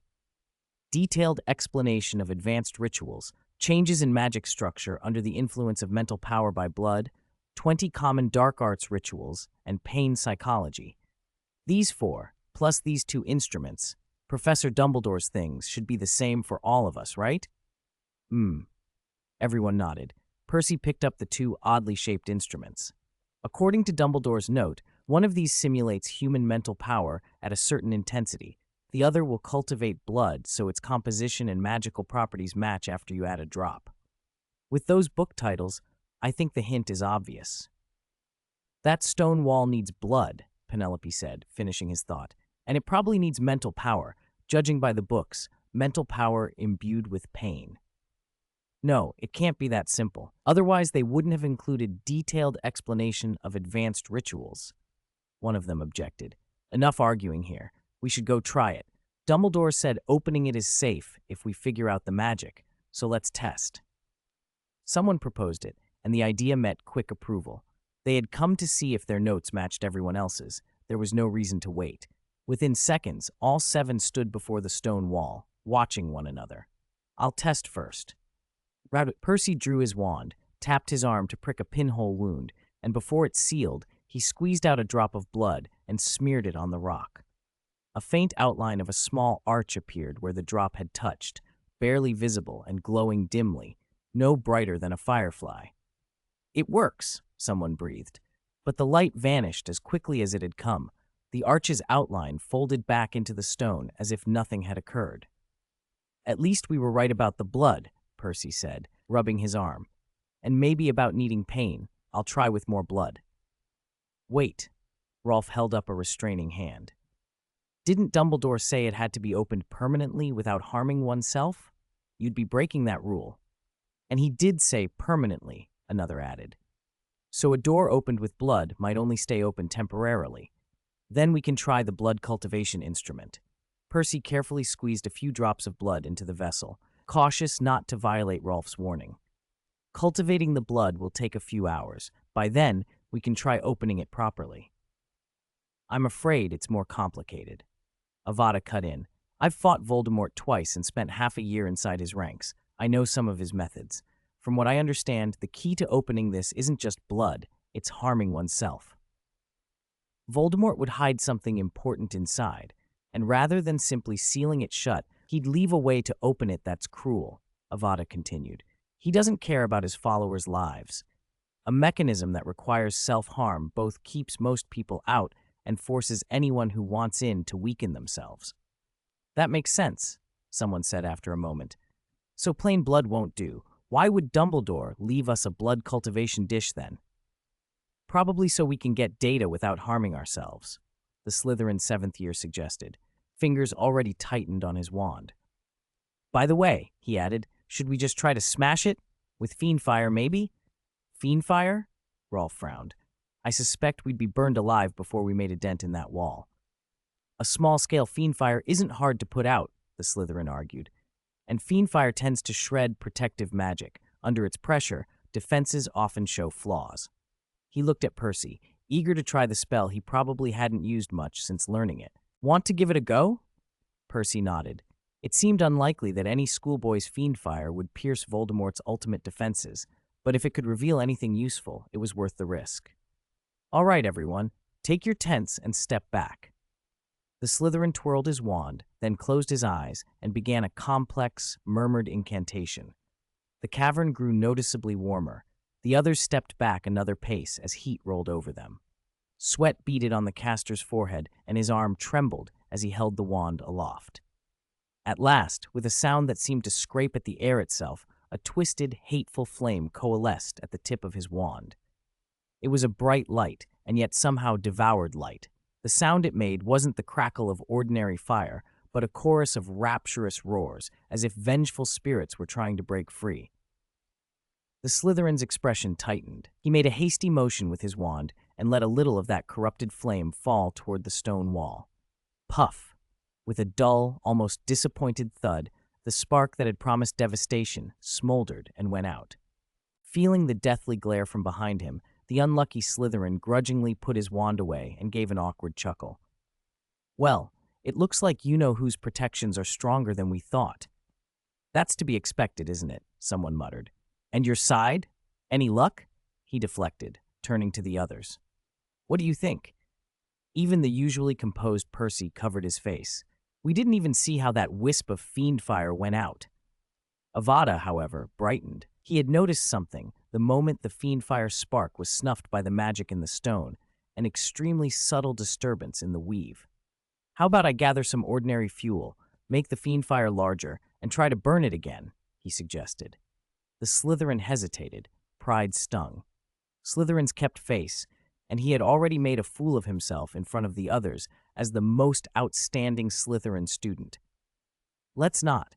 It probably won't change anything, and it's just asking for trouble," Percy said, shaking his head as he put the tent he'd been carrying back on his shoulder. "Okay, we can call it a day. Anyone want to try anything else?" "I have an idea." Penelope raised her hand. "I looked around, and the only place with magic attached is the stone wall in front of us. The rest is just ordinary rock. According to the information Professor Dumbledore gave us, you-know-who, Lord Voldemort, built that ruin inside a natural cave within this cliff, right? If he only protected the entrance and didn't harden the entire cliff, couldn't we just bore straight through the ordinary rock and get inside?" "I'm afraid not." Avada shook his head. No matter how arrogant Lord Voldemort was, he wasn't that careless. He could have put anti-apparition jinxes and protections all over the cave. A wizard of his caliber could do that easily. But Penelope's right. While Avada spoke, others had already drawn their wands and tested the surrounding rock, and indeed, as Penelope said, the rest of the cliff showed no enchantments. Percy shot back. "Widening the area of protection usually lowers its density. Maybe under the ordinary rock the defenses are weaker than at the stone wall. It's worth a try." "All right, let's try directly. 3 feet of excavation." Rolf tentatively cast a severing charm and sliced into the rock beside him, carving a tunnel just wide enough for a single person. It kept deepening until a hard, immovable barrier stopped his magic. "There's an obstruction," he reported, raising an eyebrow but not surprised. He sent a few detection spells through the tunnel to make sure there were no poisonous gases or curses, then crawled through to the inner side of the blocked stone. He tested the barrier carefully. "I can't sense a limit to this wall's defenses, just like the stone wall outside." A moment later, he returned with a solemn expression. "I'm afraid it's as Ken said. Voldemort covered the entire exterior of the cave with dense protective magic. Merlin, if the outermost layer is already this dense, what could be even more terrifying inside?" "Actually, it isn't that dense." Avada pursed his lips. "If it weren't for Dumbledore's rules, we could have just wounded ourselves at the portal and barged in. He didn't even put a charm to stop wounds from healing in front of the door. I don't know what the point of that was. And Dumbledore still managed to get in, easily, with his phoenix." As soon as that was said, the others exchanged looks. Thinking it over, the Dark Lord who had once dominated and terrorized the magical world suddenly seemed almost foolish. Or perhaps there was something far more terrifying and insurmountable waiting inside. Percy rubbed his temples. "It's getting late. Let's wrap up for today. Those who want to keep studying can do so on their own, but I suggest we spend the next few days going over the material Dumbledore left for us. Otherwise, our progress might not match his expectations." "All right, Percy, I'm heading back to my tent." People began to disperse in 2s and 3s. 2 of them stayed by the stone wall, one of them the student who'd tried to summon fiendfire, while the rest returned to their tents to study Dumbledore's notes. Avada, though, had other plans. After putting his tent up, closing the flap, and setting a few protective charms, Avada muttered the words of the Ji Chi Tianya curse and slipped into the spatial interlayer. He moved through the tent, through the cave, and through the same stone barrier that had stopped Rolf, stepping quietly past the two still working on the wall. He emerged inside the Horcrux cave. He was surprised. The original descriptions had painted the Horcrux cave as grim, damp, and oppressive, an impenetrable darkness so thick that even light barely pierced it. Instead, the flat ground before him was brightly like a suspended light, like a tiny sun placed high up, bathing the entire cavern. The generous illumination stripped much of Voldemort's intended mystery away. Only a faint green glow lingered from the center of the distant, vast lake. The ground, which should have been marshy and uneven, had been smoothed and even paved with a path leading straight to the water's edge. Although he'd known Dumbledore had been here, Avada couldn't help a small frown. Was all this really necessary? He blinked, then slipped back into the spatial interlayer and re-emerged on the still slightly gloomy Lakehard Island. He turned his attention to the source of the green light at the lake's center, ready to make a few small experiments. 236. Maybe he was amusing himself? This is absolutely the most outrageous thing in the entire book. Standing before the great pool of green light, Avada felt as if he'd overturned the toilet in his kitchen, a ridiculous, grotesque image that matched the jumble of feelings crowding his chest. Absurdity, disbelief, a grudging admiration, a spike of fear, and the ridiculous urge to laugh until he choked. He could hardly help it. On one level, this basin of green potion was one of the most complex, astonishing, exquisitely crafted alchemical creations he had ever seen. Inside it, the lines between soul and non-soul blurred. It felt like watching molecules stacking into cells or circuits weaving into a brain, the very instant a spark of life might kindle. Awe and shock rose together at the thought of something so perfectly constructed inching toward existence.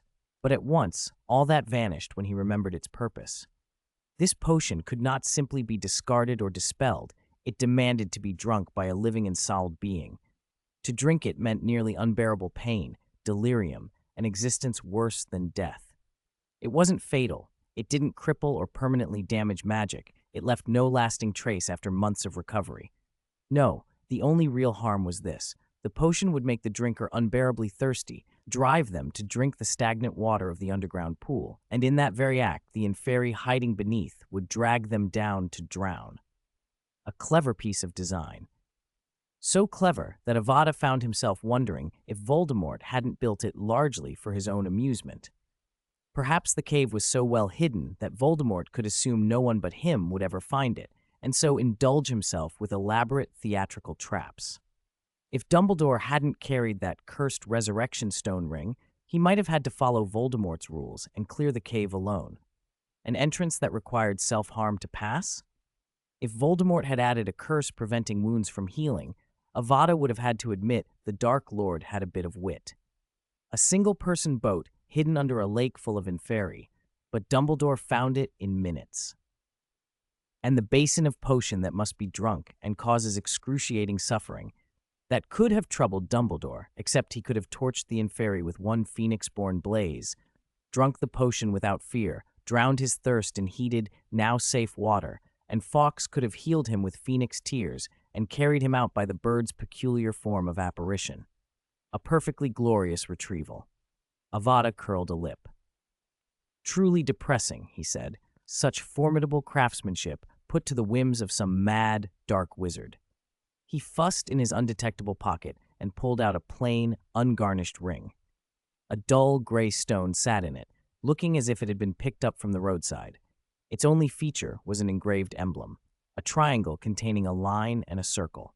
The Gaunt family ring, one of the Deathly Hallows, Lord Voldemort's Horcrux, the deadly relic that had nearly killed Dumbledore, the Resurrection Stone. After nearly 2 years of painstaking work, Avada had finally unraveled and neutralized the fatal curse attached to it. It was now safe to wear.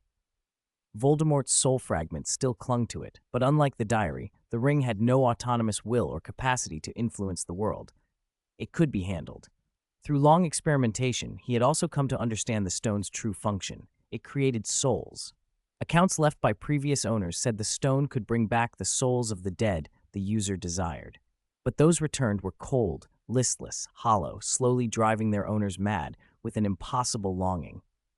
That, Avada realized, was not a failure of the stone, it was misuse. Those earlier users had poured memories of the dead into the ring, tainting the created souls with those memories and emotions.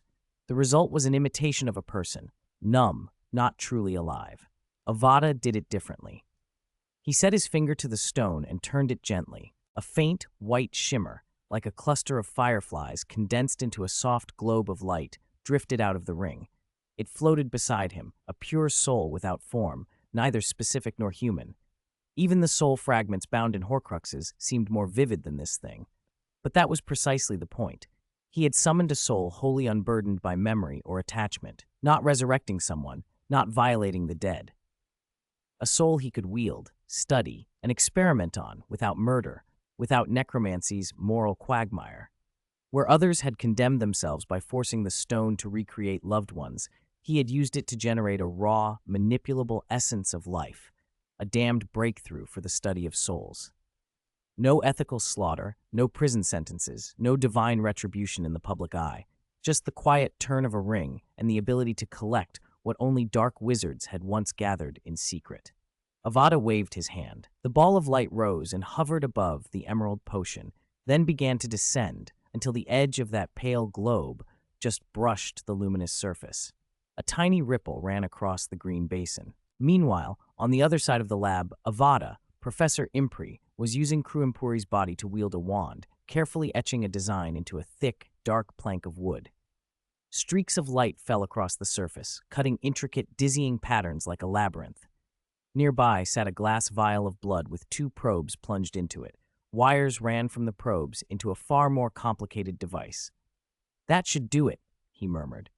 As the last 2 patterns met, the wood flared with a bright pulse, and then the light sank back into the etchings. Avada rubbed his wrist out of habit and looked to Damocles Belby, who stood beside him with several student assistants. "Clear out?" he asked. "No more items that could interfere," Belby replied, his eyes fixed on the cup of blood. "Begin." Avada picked up the finished plank and carried it across the lab, about a dozen meters, to another experimental table. "Watch closely," he told them. He tapped the wood lightly with his wand. Strange streaks of light answered the touch. As they brightened, the cup of blood that had been sitting quietly began to tremble, as if boiling, its color sinking to a darker hue. At the same moment, the instrument connected to it burst into a dazzling red. "Success!" Avada cried, waving his arm as if to punch the air. Belby sprang to his feet, nearly toppling the table. Joyful shouts rose from the others, mixed with a few exuberant wolfish howls. "Incredible, Professor Impri!" someone shouted. Belby held the cup up. The blood's color had indeed shifted. "It worked. The werewolf curse in this sample has been fully activated. Your idea was right." "Unbelievable. Why didn't I think of such a simple component sooner?" Avada said, breathless. "The double-sided mirror. The crucial ingredient is the special silver powder used to make those mirrors. Only days earlier, while balancing teaching with private research into werewolf victims, Avada had finally synthesized a compound capable of producing his intended effect, a special silver powder. When mixed with werewolf saliva and treated in particular ways, it could remotely trigger the werewolf curse. After comparing notes with Belby, he realized the powder was essentially the main material used to make the rare, expensive magic item known as the double-sided mirror, a pair of mirrors that allowed instant communication regardless of distance. In terms of convenience, it outclassed fireplaces and owls, but its manufacturing was fiendishly complex and costly, so few were ever made. The fact that Avada's powder wasn't prohibitively expensive had let him confirm the formula quickly. "Once we celebrate," Belby said, clapping a student on the shoulder, "we'll get to the next test." "Hank, fetch the bottle from my desk," he added. "Hurry, I'm impatient." The student dashed out and returned quickly with a small glass vial of blood. Belby checked the label, then threaded 2 brand-new probes into it and hooked the wires up to the machine. After a final check, he turned to Avada. "Begin, Professor Impri." Avada tapped the plank again. The same reaction rippled through the bottle and its equipment, but this time no one cheered. A hush fell over the room. "Did we succeed?"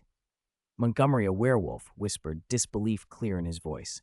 "We did," Belby confirmed, picking up the vial to examine it. "This is the victim's blood sample. They used double-sided mirror technology." And the most primitive kind at that, another assistant noted. No basic encryption.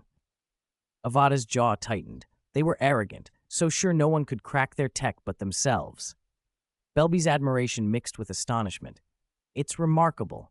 Even if someone thought to use double-sided mirrors, turning the mirror's properties into a single-purpose trigger for the werewolf curse would be nearly impossible to research. You pulled this out of their chaotic life force and thought energy charts. You're a genius. You were right to praise him. Professor Baker wasn't exaggerating, another voice said, echoing Belby. Avada felt awkward at the praise. He knew he'd leaned on his magical senses to pinpoint the key element. If he'd had to rely only on analyzing energy charts, it would have taken weeks, maybe a month, to reach this result. He allowed himself a small smile. Now that we understand the mechanism, neutralizing it will be straightforward. I'll find Professor Baker and work with him to create an alchemical blocker for the signal. We'll give one to every victim, and then we can handle that werewolf group without worrying about their remote triggers. The lab filled with a renewed practical energy, relief and purpose replacing the earlier stunned excitement. 238. Order of the Phoenix is one step ahead. How long will it take? Belby's recent surprise had frayed his patience. He asked with urgency, 2 or 3 days at most. Professor Impry smiled. When I synthesized that special silver powder, I already had an idea how to shield it. The slow part is the fine-tuning, the parameters and the experiments. With Professor Baker's help, we'll move even faster. Then stop wasting time on meaningless chatter, Impry, Belby urged. Go to Professor Baker's office now and bring this log. Merlin knows, if only I weren't so useless at alchemy. Belby practically pushed Impry out of the lab. The door clicked shut behind him. A faint buzzing leaked through the crack. Impry stood in the corridor, the log heavy in his hand, still catching his breath from the sudden rush. Lately, everything had been going almost too smoothly. Not only had they produced results proving their work's worth, they'd also cracked the core mechanism that made werewolves rampage without warning. If he advertised for an assistant now, he suspected volunteers would line up. Of course, now that the recurring attacks had been halted, if they wanted to eliminate the werewolf threat entirely, they'd have to make the discovery public. That would almost certainly inflame tensions between wizards and werewolves and could create new problems. It was plain to see that researching the werewolf curse would become a major, long-term task for the university, and that infiltrating Azkaban might become part of it. Meanwhile, progress in the caves had gone smoothly. The potion they'd found confirmed many of Impry's conjectures. Dumbledore and the other senior academics could move into a better-equipped lab to continue their work, and the enchantments at the entrance were on the verge of being deciphered.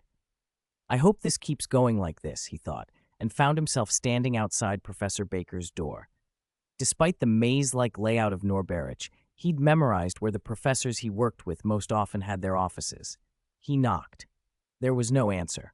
Strange. Baker shouldn't be in class now. Impry was about to leave when a passing student's voice interrupted his muttering. Are you looking for Professor Baker? Professor Impry? Ah, yes. Impry straightened. You look like you're about to tell me where he is. I'd be very grateful. Yes, Professor.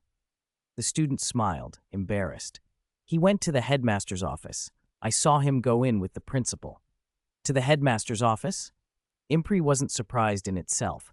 Baker was senior faculty. It was normal for him to consult with the principal, but he thanked the student and offered a cookie from a tin in his hand to appear more approachable. Then he hurried up the stairs 2 at a time and stood before the headmaster's door. He knocked and began, Headmaster, Professor Impry, I'd... Click. Before he could finish, the knob turned and the door opened. Headmistress Miranda Goshawk stood there, and, sitting opposite her, Benjamin Baker wore a grave expression that lightened the moment he saw Impry. Ah, Professor Impry, Goshawk said with a small smile. You've brought good news, I expect? Yes, Headmistress. Impry stepped inside and closed the door behind him. Professor Belby and I have cracked the mechanism that triggers werewolf rampages, and we've found that shielding them won't be difficult. With Professor Baker's help, we can have a working shield in a matter of days, at a controllable cost. He pushed the log across the desk toward Goshawk. The change in the room was immediate. What had been a tense, serious atmosphere brightened into relief and excitement. "Excellent news, Professor Impri," Goshawk said, sliding the log toward Baker. "This is a huge help." "Exactly." Impri feigned modesty and let Baker take over. Baker nodded. "We just received an important piece of intelligence and we're trying to decide how to capitalize on it. Almost as soon as we began planning, you brought the most crucial key." "So it's about the werewolves?" Impri asked. "Yes, about the werewolves." Goshawk took a sip of water and then continued. "The news came from someone still connected to the Order of the Phoenix." "Oh, perhaps you don't know about the Order?" Impri felt his face tighten. His mouth went dry. The university could reach into the Order of the Phoenix? No. Hundreds of talented people from here had already spread through the magical community. They were present in almost every field that mattered. They were potential allies everywhere. The Order of the Phoenix was the secret society Dumbledore organized during Voldemort's rise, Goshawk explained. It bypassed a ministry that had been infiltrated and struck directly at the Death Eaters. After Voldemort's defeat and Harry Potter's disappearance, the Order disbanded until recently. "Until recently?" Impri echoed. "Yes, about 6 months ago, the same time the covert werewolf attacks began, Dumbledore re-established contact with former members and invited them to reform the Order. Their aim, like ours, is to counter the pureblood factions rallying around Voldemort." Goshawk paused and then added quietly, "And the latest report from them says they've located Fenrir Greyback." 239. Greyback's big benefactor, Fenrir Greyback? Avada's eyes nearly popped out. "The man you suspected was behind the werewolf attacks?" "Yes." Goshawk and Professor Belby nodded together. "The fellow you've been hunting for months with no leads, not even the names of his underlings?" "Exactly. And the Order of the Phoenix just found him?" "Yes. And then he just—" "All right, I know this sounds strange." Professor Belby waved off Avada's astonished questions. "We can infiltrate a secretive organization like the Order of the Phoenix, but we spent half a year and couldn't find a second-rate savage werewolf. Even I found it hard to believe when I first heard the news." "But there's an explanation. Our intelligence sources aren't so much infiltrators as former students who've gone on to work in the world. Many of those graduates ended up in influential positions, some even in the Order of the Phoenix. In a society with scarce knowledge, a university graduate tends to become an elite. One of those graduates happened to join the Order, and their goals aligned with ours. He thought sharing what he knew would help the magical community, so he passed it along." Avada blinked. "I see. So where is Greyback? And who is backing him?" he asked. "His location keeps changing." Goshawk shook her head. "All the Order can do is track his movements. As for his backer, before this, we had no idea. Now we've confirmed at least one." "Who?" "The House of Black." Avada stared, unable to process it. His backer is the House of Black? You're surprised? I thought that wouldn't seem so odd."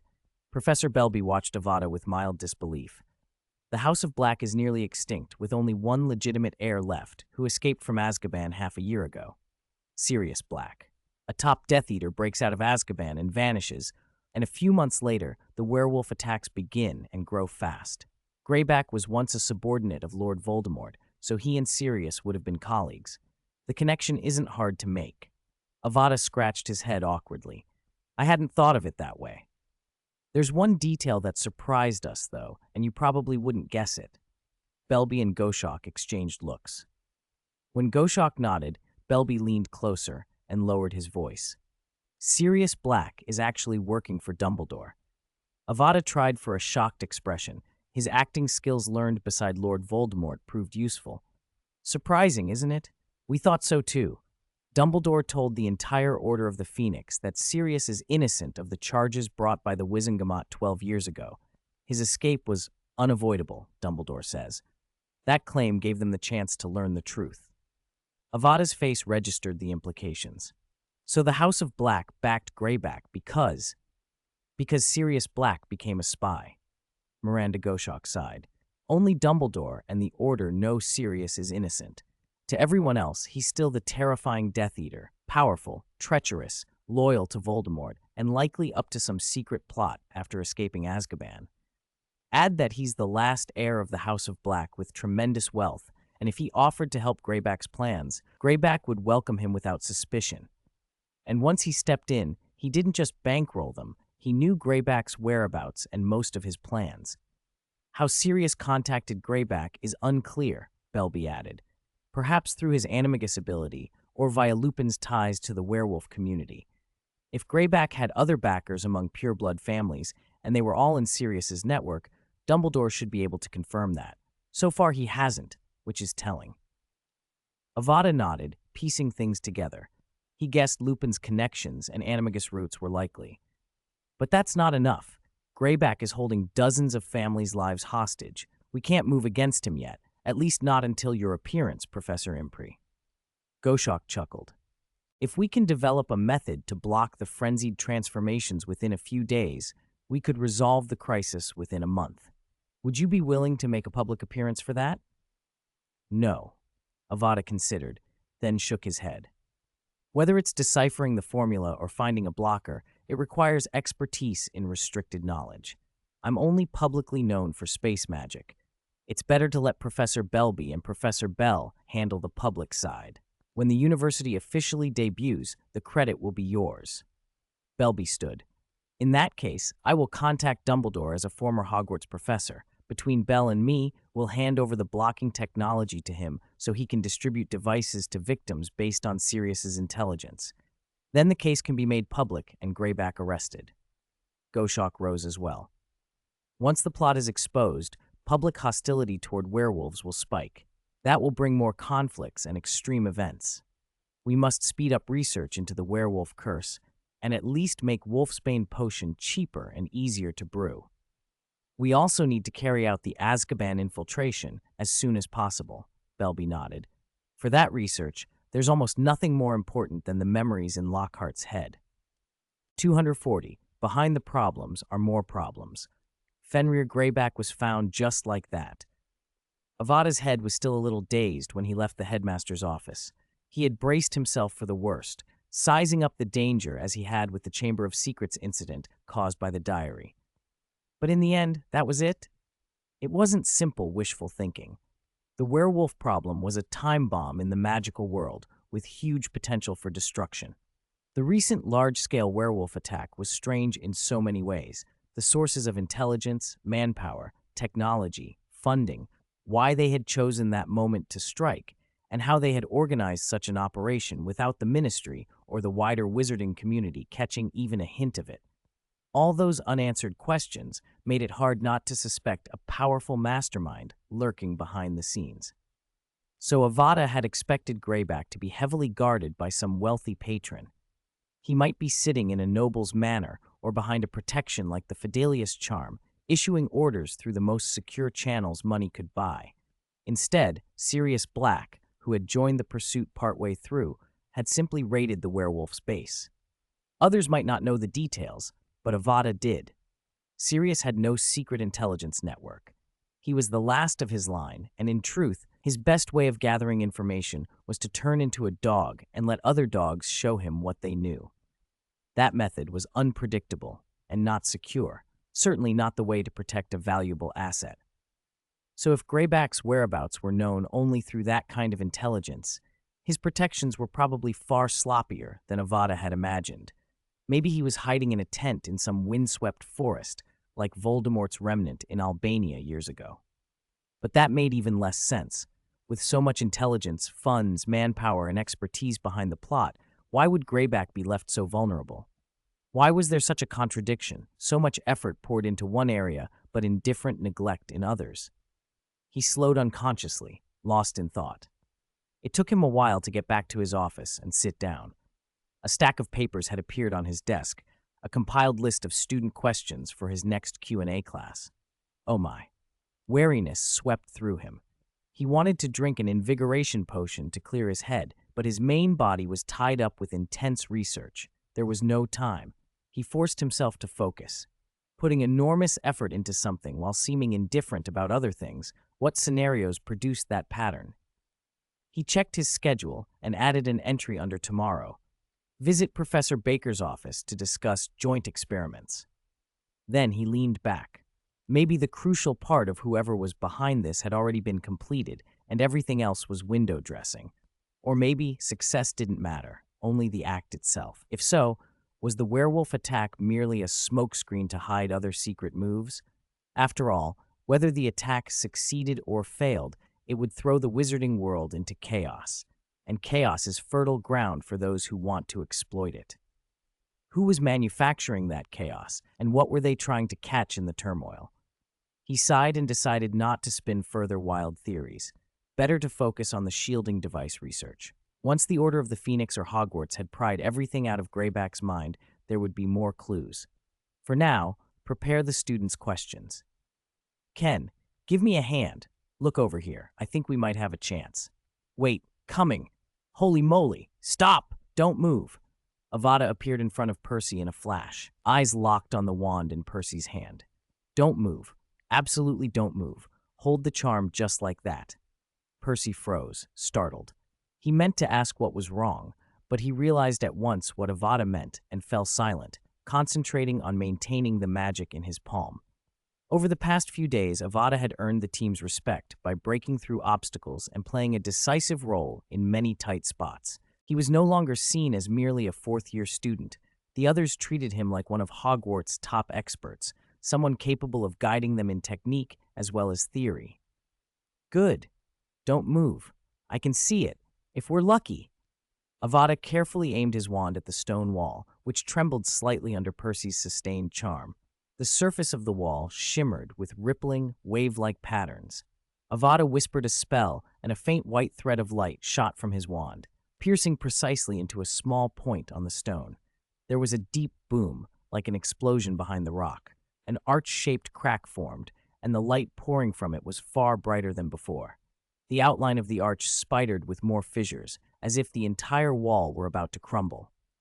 "Everyone," Percy shouted, his voice amplified by a sonorous charm. "Forget the other areas. Back here, now! This is the final step." His command spread instantly. Within seconds, 5 figures came sprinting from the maze of tunnels.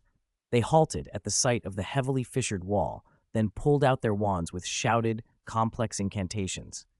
Beams of white light slammed into the arch, crackling as they struck. The light from the cracks seemed to drink in the new beams, growing dazzling and intense. The stone itself began to give way, melting and sagging like ice under fierce heat. At last, the white lights faded. The stone obstruction that had barred them for days had dissolved, leaving a tall, spacious entrance gaping ahead.